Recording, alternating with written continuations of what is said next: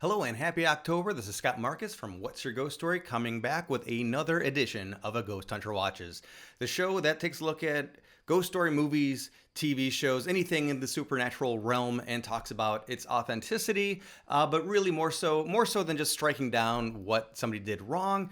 We celebrate the things that are really done well, which I think is a lot more exciting than just saying, "Oh, Hollywood screwed this up." Well, let's see what Hollywood did great. And if you haven't checked out this channel in a while, you haven't missed much. I love to do this show. I love this concept. I came up with this concept of a ghost hunter reacting to paranormal shows years and years ago, and started it years and years ago, but really I've been very busy in the YouTube space doing other things and other projects, but I would love to be able to get back to this, so definitely let me know what you would like to see me react to. Usually I do have a partner, a co-host I should say, as well. We do have a random assortment of guests that come on the show. If you're seeing this for the very first time, I would highly recommend our episode that talks about the Mothman prophecies, which we covered, my wife and I covered after we went down to Point Pleasant, Virginia, the site of all of the crazy action, and to see a place like that in person and then watch the movie and then be able to talk about it was a lot of fun. We did the same exact thing for an American haunting and the Bell Witch Cave down in Tennessee,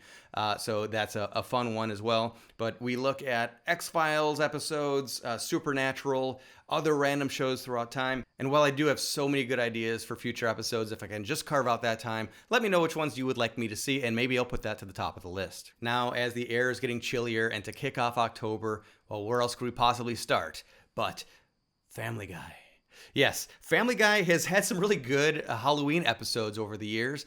My personal favorite probably being their spoof of Poltergeist. American Dad did a really good Poltergeist episode as well, referencing that movie. But I'm very behind on watching this show. And in catching up recently, I stumbled across a season 17, oh my gosh, episode called Hefty Shades of Grey. That is season 17, episode 10, now on Hulu. So let's take a look as Peter and his friends get into ghost hunting. And like many a good ghost hunt and ghost story, it all starts with Zillow. My house is way up from when I bought it. Mine's up, too. What the hell? Mine's way below what you guys are worth. Wait, this can't be right. It says my house is a murder house. What, like someone was killed there? Yeah, it says in the 60s, some woman named Doris Billingsley died in my house. Probably some naggy bitch, right? Joseph! You know, they say when someone dies violently like that, their spirit can linger. What do you mean? I'm saying you might have a disembodied spirit in your house. Okay, and then it just goes into a Meg joke. So, I mean, let's be honest. Paranormal investigators use every possible resource at their disposal, and that includes looking stuff up on Zillow. Most places on Zillow wouldn't disclose that they have a murder house. Now, every state does have different rules about an affected property, as they usually would refer to it as. Generally speaking, most houses, again, they wouldn't say it on Zillow. It might be in the MLS listing. But without question, it would be disclosed if there was a recent tragedy on the site. Again, a murder house, that's a real thing. Generally, Peter would have known about it before now. And of course, this is season 17, and now he's worried that maybe there's a ghost, even though he's lived peacefully up until now. You know, other than the Poltergeist episode. If you were to come across something like this, the next thing you would do is look up newspaper archives. I mean, newspaper.com, your local historical society, libraries in general. Fortunately for Peter, he is dealing with something that takes place in the 1960s. So there would be good reporting on it, reliable reporting. He probably wouldn't have to deal with things like, has my home address or even the street name changed in this time, which is something that is a difficult part of paranormal investigation. If you're looking up a legend of a murder from the early 1900s or way earlier than that, it can be so difficult to find information. But yeah, if he's looking up a crime that happened in the 1960s, he should have no problem finding out all the details. Now, do you need a violent crime to have taken place in your house for it to be haunted? No, not at all. Most hauntings are called residual hauntings, where there is just a replay of an event that happened in the history that continues to happen today. We don't exactly know why this happens. Usually it is tied to a very emotionally strong moment. So it could be murder, but then there's not a consciousness. It's just a replay, something associated, whether it's just a scream or footsteps of the killer walking up to the victim. Any number of these things could play out, but it's a residual haunting. Just as likely, somebody that went about their daily routine every day for 50 years in that house, maybe you just pick up on traces of that. And that could be as simple as coming home at the same time every day and throwing your keys on the counter, and you hear that sound of the footsteps and then the sound of the keys hitting the counter. That's not evil. It's not, I mean, it might be a little weird, might be a little scary at times, but honestly, it's just a replay of an event from history, and there's nothing at all to worry about. Going negative again, going dark again. You could have built a house today that had never been developed before, but several thousand years ago, there was a Native American battle that took place there. Maybe there were remains on the land that have since turned to dust, or maybe there's just the energy and the emotion of that battle that took place there that, for whatever reason, is stirring up some activity today. So you do not have to have had a terrible thing happen within the walls of your house. A house could be haunted for a number of different reasons. And again, most of the time, it's not a scary thing. It's just a little weird because we don't expect it. And of course, it's a dark and stormy night. Perfect time for a paranormal investigation. So really quickly, before we even get into this scene, let's take a look at the gear everybody's using. And I would also say that there is the theory, which I buy into because it's possible. Everything's a theory. Everything's possible until it's not. That the night of a storm with lightning in the air, with energy in the air, could potentially be more active, because if there's a conscious entity there trying to draw energy from something to be able to manifest, do whatever, the fact that there's lightning in the air expelling all of this power, maybe it could allow for more easy contact from the other side. Okay, so we see Joe has a parabolic microphone. That's nothing unusual. We don't usually use those types of things, but I do want to use those more because we are usually looking for very, very trace sounds, very trace signs of anything, and a parabolic microphone would be good for that. Cleveland has a very standard camcorder. It looks like an old-fashioned camcorder. I'm assuming it has infrared. It's a night vision camera. We don't really see that yet, but that's my guess, because one of the ideas and theories is that maybe something could manifest, but it's only in the IR, infrared light spectrum, something that our eyes can't see. The infrared camera would be able to pick up on something that we can't see. Okay, guys. Now, the murder took place down here in the basement, so it's probably our best shot at finding something. I do feel a presence in the air. Only Lucifer would reveal himself to you, adulterer. Well, now, I have to warn you, fellas. The only spirits I'm used to chasing are whiskey and tequila. That's so Joe. So the idea that you would want to set up your investigation at the site of the murder, that is a good idea, especially if it's a residual haunting, because that would be very tied to the location. Location is kind of everything when it comes to a residual haunting.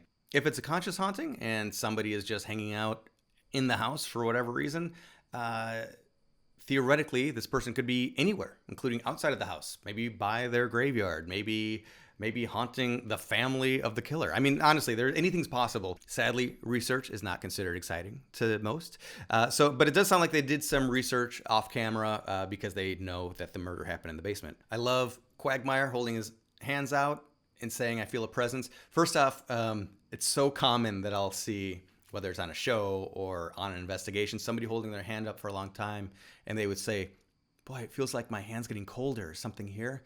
It's like, well, maybe you're just letting all the blood drain out of your hand, and therefore it feels a little cold. I think Joe's point of who in the world would want to make their presence known to you, I think that's an important thing that people don't think about. I remember seeing instances of big, burly, deep-voiced, loud guys with, intimidating physique and big beards and whatnot, trying to make contact with a little girl ghost, and kind of shouting, "Hey, little girl, come over here." Now, in real life, what little girl would come over there? So if you are a ghost hunter, I guess this is going to become a little ghost hunting 101. Be mindful of your presence, how you're putting yourself out there, and how you're presenting yourself to an entity you think might be in the room that you want to make contact with. Would you be off-putting in any way?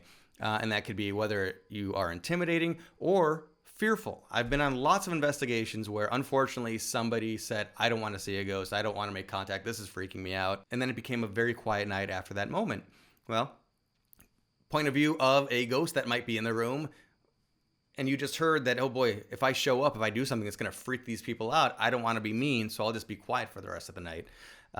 So yeah, that's something to take with you. Let's continue with the scene. All right, we ready? Wow, it is creepy. So what do we do? Just follow my lead. Are there any spirits present that would like to communicate with us? What the hell was that? I got scared and tried to run through the wall, leaving a hole shaped like me. Yeah, you can't do that in a basement, bud. Okay, a lot of things to go over here.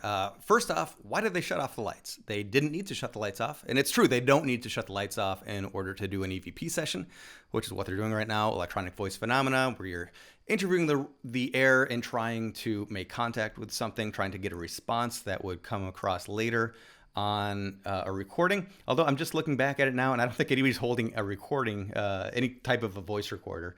So that's a bit of a miss right there. That said, people do paranormal investigation at night and or in the dark. And why is that? It's the idea that if any sort of a light anomaly appears, now there are times where something produces its own light, its own luminance, and will light up a space. I've seen them. Ghost lights are the most common one. I've seen that a few times. It's not common, but I've seen it a couple times. And of course, you always hear about the floating entity that kind of gives off a glow of sorts. The reason you would shut the lights off is that it would become way more obvious. It would be bright, maybe something that could get lost if the lights were on, if there was a small flicker somewhere else. The most dramatic one I ever remember seeing, I was actually live on the air at a Chicago radio station. I was with a couple of co-hosts and a couple of other guests that they brought along. And we were in Archer Woods Cemetery after dark. And a ghost light, which is about the size of a baseball, bright white ball of energy, appeared, hovered for just a brief moment, and then disappeared. And not only did a number of us see it in the moment, but it was in a cemetery, so it reflected off of all of the shiny headstones nearby. Really a wild moment. Lastly, I want to point out that Joe is holding now a non-contact thermometer. And these are used on investigations. The concept is that, well, this takes surface temperatures. If I point it at the palm of my hand right now, it reads 96.5 about. So the idea is that if an entity is occupying a space, it still has a surface, even if we can't see it.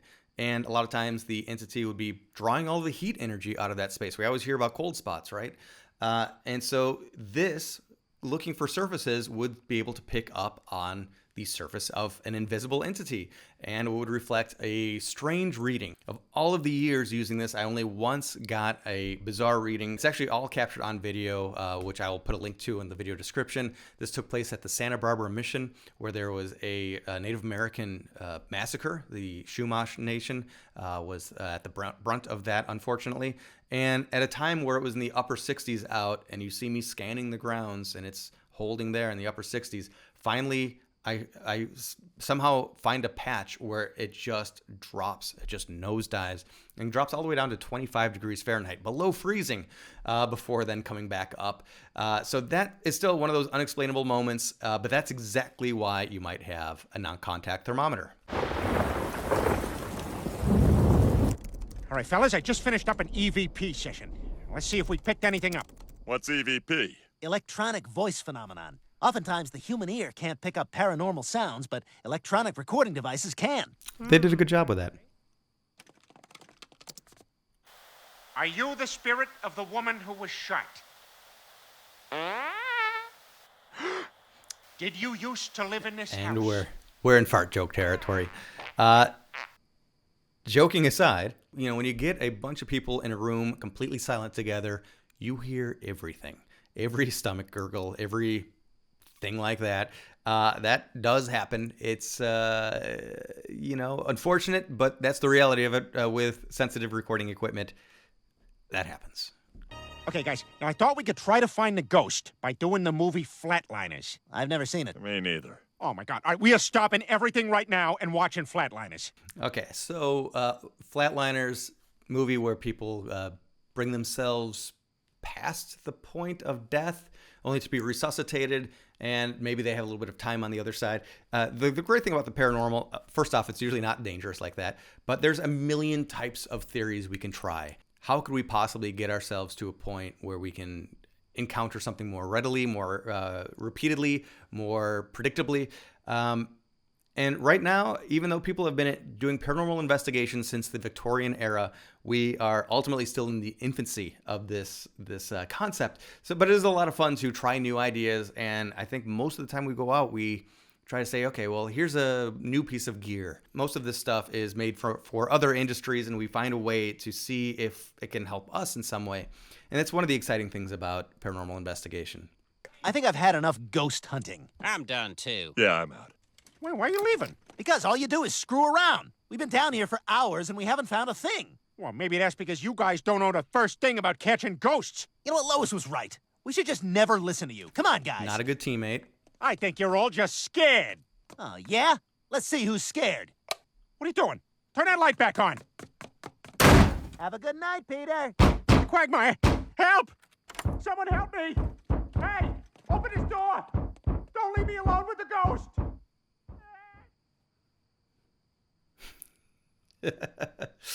So the idea that you get so scared your hair turns white is grounded in a little bit of reality. It's always exaggerated, as we see here, and we saw this in the original Tim Curry It, where one of the bullies sees something and his hair instantly turns white. There's a couple of physical, biological reasons this appears to happen, and it is associated with fright or intense stress, where your body will stop producing the hormones that add pigment to your hair. There's also types of alopecia where your fear will cause your darker hair to fall out, leaving your lighter hair behind. Now, that doesn't turn your hair white, but your darker hair is gone, leaving the white hair behind, which kind of makes it look like your hair completely turned white. So it's always exaggerated, but there's actually something to it. It's not just a literary device. I don't know. I think maybe we should try something else. I think you should give it a shot. I think we should all go investigate the still unsolved murder of Doris Billingsley, who never did anything but overcook one dinner in March of 1962. So yeah, if only it was that easy that you could become possessed and then get the full story of what's going on. There are some really engaging and interesting stories of attachments out there where somebody just going about their daily life will happen upon a place, and then some type of disembodied being, we'll say a ghost, attaches themselves to them and they come home with them. And unfortunately, sometimes that can affect that person's life, that they changes their attitude or the way they think about life or people around them a little bit. Rare, but that kind of stuff does happen. The idea of full-blown possession, we'll have to leave that for a whole different video because there's plenty of movies that cover possession. Now, unfortunately, this episode of Family Guy really just dives down the rabbit hole of, hey, Peter has white hair now, and completely forgets the poor woman that was murdered in her own house in 1962. I hope that they leave this open as something that they can revisit later. I don't know. It's unlikely. They'll probably just throw that away. But they started a really interesting possible ghost story that they just dropped for the moment. So hopefully they'll get back to it. Would you like to see more of this series? Well, the best way of letting me know that is to not only comment, but also subscribe and ring the bell. Hit like on this video. Even if you just thought it was, could do better. Let me know what you think I could do better. And I'd be happy to grow and work with you, work with this community to talk about scary stories and what makes them work or not. Thanks for watching, everyone, and I'll see you on the next A Ghost Hunter Watches.